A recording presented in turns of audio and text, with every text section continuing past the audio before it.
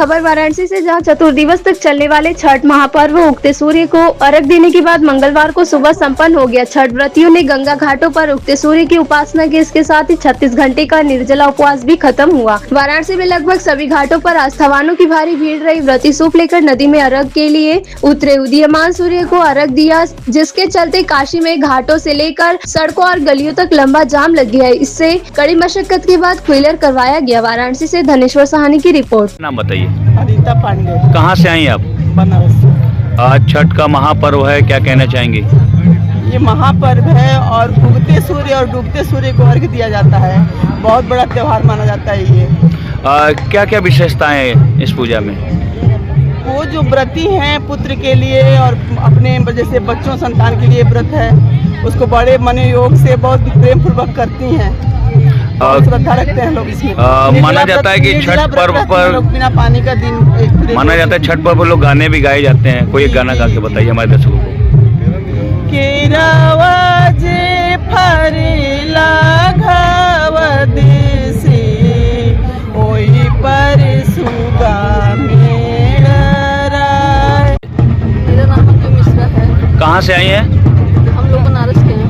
आज वाराणसी में छठ पर्व मनाया जा रहा है, क्या विशेषता है, क्यों मनाया जाता है छठ पूजा? छठ पूजा बहुत ही धार्मिक पर्व है हम लोग के लिए, और ये शुरू से ये मान्यता है कि ये पुत्र के लिए व्रत किया जाता है और परिवार को सुख से रखने के लिए, तो इसलिए सब लोग करते हैं। क्या क्या विधि है इस पूजा के लिए? पूजा के लिए वही फल मंगाया जाता है और खस्ता बनाया जाता है और चढ़ाया जाता है, भगवान सूर्य को अर्घ दिया जाता है। रंजना पांडे में BHU से। आज छठ का महापर्व क्या कहेंगे? छठ का महापर्व है, 3 दिनों का पर्व है। इसमें निराजल व्रत रहते हैं हम लोग। 36 घंटा निराजल हैं। इस समय सूर्य को अर्घ देके फिर जल ग्रहण करेंगे। क्या विधि है? विधि है इसमें सब चीज शुद्धता से किया जाता है। घर पे ही अपने हम लोग गेहूं धुलते हैं, चुनते हैं, फिर चक्की धुलवा के पिसवाते हैं, उसका ठेकुआ बनता है।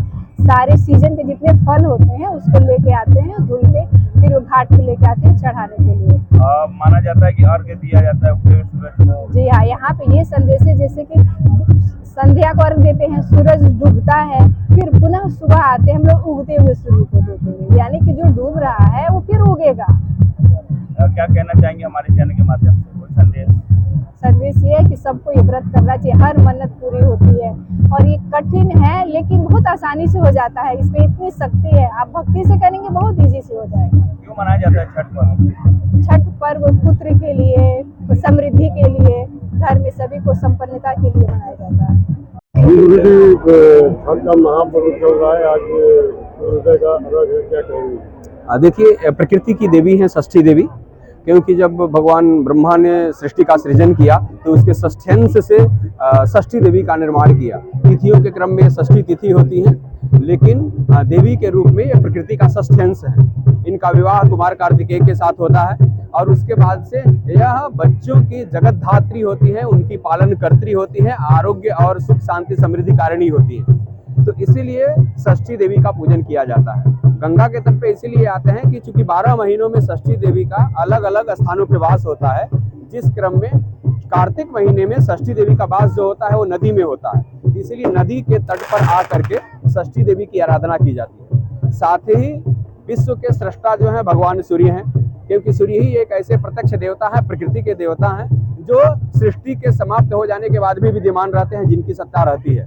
तो वैसे भगवान सूर्य की आराधना जो हमारे जीवन में सुख शांति समृद्धि और ऐश्वर्य को पूरित करती है, हमारे आत्मबल को बढ़ाती है, हमारे अंदर ऊर्जा का संचार करती है, वैसे भगवान सूर्य की आराधना के साथ षष्ठी देवी की जो आराधना है अपनी संतति के लिए, अपने परिवार के लिए, स्वयं के लिए, आरोग्यता के लिए कल्याणप्रद होती है। इसीलिए माताएं और बहनें जो है इस कार्तिक महीने में जब सूर्य नीच राशि का होता है उस समय उनके आराधना की विशेष आवश्यकता होती है। तो इस जो सप्तमी तिथि के अधिष्ठात्री देवता सूर्य हैं, षष्ठी देवी की आराधना षष्ठी तिथि में करते हुए सप्तमी के अधिष्ठात्री देवता भगवान सूर्य को अवदैक अर्घ प्रदान करके और अपने जीवन में सुख शांति समृद्धि के साथ साथ ही अपने संतति, अपने परिवार और अपने पति और अपने समाज के कल्याण के लिए महिलाएं यह आस्था का परम पर्व जो है वो बड़े उत्साह के साथ व्रत रह करके निष्ठापूर्वक मनाती है।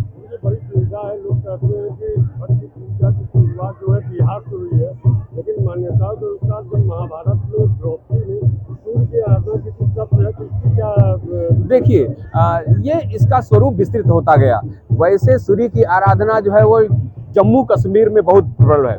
उसके पहले जब महाभारत काल को छोड़िए, महाभारत काल के साथ ही जब भगवान श्री कृष्ण के पुत्र शाम्ब को कुष्ठ रोग हो जाता है तो वो विशेष आराधना पुरी में जाकर के, कोणार्क पुरी में सूर्य की आराधना करते हैं और वहां जाकर के उनका कुष्ठ रोग समाप्त होता है। इसके पहले जितने भी आचार्य, सूर्य आत्मा जगतः, सूर्य जो है आत्मा है, जगत के आत्मा है, तो सूर्य की आराधना जो है आदिकाल से चली आ रही है। हाँ, इसको विशेष रूप में करने का प्रचलन, जो एक अनुष्ठान के रूप में करने का प्रचलन बिहार से जरूर प्राप्त हो रहा है और बिहार के लोग जो है बहुत निष्ठा के साथ इसको बृहद रूप में धूमधाम से करते हैं।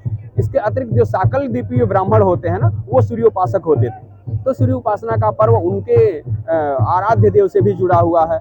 स्वयं भगवान वराह मिहिर जो है उनके भी उपास्य जो है, जो ज्योतिष के बड़े आचार्य हैं, उनके भी आराध्य भगवान सूर्य ही थे। तो सूर्य की आराधना जो है वो वेदांग काल से शुरू से ही आ रही है। करूं, लेकिन वो दुर्व्यसन में युक्त है, राक्षस है, लेकिन उसके बावजूद वो सूर्य की आराधना करते हैं। ततो युद्ध परिश्रांतम समरे चिंतया स्थितम, ये पूरा आदित्य हृदय स्तोत्र है। और भगवान सूर्य की आराधना करते हैं तब उनको आत्मबल प्राप्त होता है। उसके बाद से निष्ठापूर्वक जा करके और रावण का वध करते हैं। तो सूर्य की आराधना कोई इतनी जल्दी की परंपरा नहीं है, वेदों से इसका आरंभ होता है। देखिए, सूर्य का अंश प्राप्त हो जाना भी अपने आप में बहुत बड़ा एक सौभाग्य का विषय है। तो कर्ण जो है वो कर्ण सूर्यांश पुत्र हैं, सूर्य के पुत्र हैं। तो कर्ण का पराक्रम भी अद्वितीय था। महाभारत में कोई ऐसा योद्धा नहीं था जो कर्ण के बराबरी का हो। स्वयं भगवान श्री कृष्ण को भी कर्ण की ही चिंता रहती है कि अगर कर्ण जीवित रहा और कर्ण रहा तो फिर हम पांडवों का जो है वो विजय सुनिश्चित नहीं हो सकेगा। इसलिए कर्ण को पहले तो वो अनेक प्रकार से अपने पक्ष में लाने का प्रयास करते हैं और जब नहीं आ पाता है तो फिर उनके वध की योजना बनाते हैं। तो कर्ण जो है अद्वितीय योद्धा था और दानवीर था और सूर्य का प्रभाव उसके ऊपर दिखता है। साल में बहुत व्रत होता है, करवा चौथ है और आपका चौथ का भी पूजा होता है, गणेश चौथ होता है, तो तीज का भी है। तो सबसे ज्यादा कठिन व्रत इसको क्यों माना जाता है? देखिए, क्योंकि यह प्रकृति से जुड़ा हुआ है और सूर्य से जुड़ा हुआ है। और जब महिलाएं सब कुछ सहन कर सकती हैं, लेकिन जब पुत्रों की बात आती है ना, तो वो किसी अपने हद तक जा सकती है, किसी सीमा तक जा सकती हैं, आध्यात्म और व्रत और धर्म की पराकाष्ठा तक जा सकती हैं। तो ये जो षष्ठी देवी हैं, उनके संतति के लिए सुख, शांति, समृद्धि और आरोग्यता कारक हैं। इसीलिए अपने पुत्रों के लिए सबसे कठिनतम जो व्रत है वो पुत्र का व्रत है। और इसीलिए पुत्रों के लिए भी माता के प्रति इतनी बड़ी जिम्मेदारी होती है कि अपने मातृ ऋण से कोई भी पुत्र ऊर्ण नहीं हो सकता। स्वयं शंकराचार्य हो जाए, सन्यास ले ले, उसके बावजूद भी वो पिता को प्रणाम नहीं करेगा। लेकिन अगर सन्यास ले लिया, शंकराचार्य के पद पे आसीन भी हो गया, लेकिन अगर माता आ गई तो माता को उठ करके उसे प्रणाम करने का विधान है हमारे यहाँ शास्त्रों में। तो माता का जो स्थान है इसीलिए सर्वोत्तम बताया गया है, क्योंकि माता जो है अपने पुत्र के लिए कठिन से कठिनतम व्रत का आचरण करती है। देखिए, सूर्य षष्ठी जैसा ये 36 घंटे का जो निराजल रह करके, उसके पहले 24 घंटे तक एक समय भोजन करके, तो ये इतना कठिन व्रत का आचरण कर रही हैं। क्यों? क्योंकि उनके पुत्र जो हो चिरंजीवी हो, सुख, शांति, समृद्धि के साथ ऐश्वर्य को प्राप्त करें। तो इसलिए यह कठिनतम व्रत है।